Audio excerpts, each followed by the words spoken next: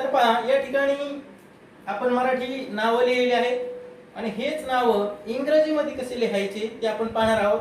इथे पहा काही जोड शब्द आहेत. ऐश्वर्य आहे, ज्ञानेश्वर आहे. आता ज्ञानेश्वर हा शब्द इंग्रजीत लिहिताना बऱ्याच जणांकडून बऱ्याच चुका होतात. तर तो शब्द सुद्धा कसा लिहायचा ते सुद्धा मी सांगणार आहे. व्हिडिओ शेवटपर्यंत बघा. तुमच्या मुलांना हे अवश्य दाखवा. बघा आता रोहन, याच्यामध्ये पहिला अक्षर आहे रो.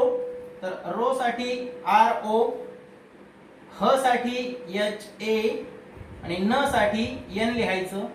आता इथे एन च्या पुढे ए लिहायचं नाही, कारण शेवटच्या अक्षराला काना मात्रा वेलांटी काहीच नाहीये. तर या ठिकाणी एन च्या पुढे ए लिहायचं नाही. आता बघा मोहन, मो साठी एम ओ, ह साठी एच ए आणि न साठी एन, मोहन. नंतर बघा ऐश्वर्या. आता ऐश्वर्या शब्द लिहिताना भरपूर चुका करतात. आता मी शाळेमध्ये पण पाहतो मुलाकडून चुका होतात, परंतु आम्ही त्या दुरुस्त करून घेतो आणि आमची मुलं सध्या कोणताही शब्द द्या परफेक्ट शब्द लिहितात. आता पहा पुढे ऐश्वर्या. आता ऐ साठी असतं ए आय, ऐ साठी असतं ए आय. आता जोड अक्षर लिहिताना बघा, आता इथं श अर्ध आहे, अर्ध श आहे. ज्यावेळेस अक्षर हे अर्ध असेल तर आता श साठी बघा मग यस एच घ्यायचं, त्याच्या पुढे ए लिहायचं नाही. नंतर आहे व, डब्ल्यू ए.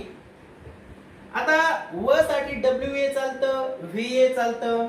नंतर बघा आता ज्यावेळेस ऐश्वर्या शब्द लिहिला जातो त्यावेळेस मग कधी कधी काय होतं तर लगेच याचं पुढे लिहिलं जातं, परंतु तसं करायचं नाही. आपण जसं वाचतो त्या पद्धतीने मराठी शब्द इंग्रजीमध्ये लिहायचा. आता बघा ऐश्वर्या, र या असं आहे म्हणून अगोदर र च लिहायचं आहे आर.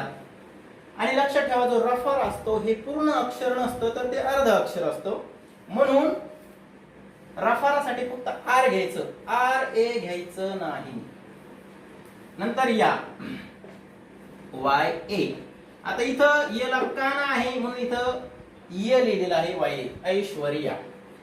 आता ज्ञानेश्वर, खऱ्या चुका इथं होतात. ज्ञानेश्वर शब्द मी बऱ्याच वेळेस लिहिताना बघितलेलं आहे मुलांचं, किंवा कधी कधी तुमच्याकडून सुद्धा चूक होत असेल तर त्यात आपण दुरुस्त करूया. बघा तर ज्ञा ह्या पहिल्या अक्षरासाठी असतं डी एन वाय ए. आता जर तुम्हाला प्रॉपर पद्धतीने जर हे सगळे शब्द लिहिता यावे असं वाटत असेल तर तुम्हाला इंग्रजी बाराखडी येणं खूप महत्वाचं आहे. नंतर ने साठी आहे एन ई, श अर्ध एस एच, व डब्ल्यू ए.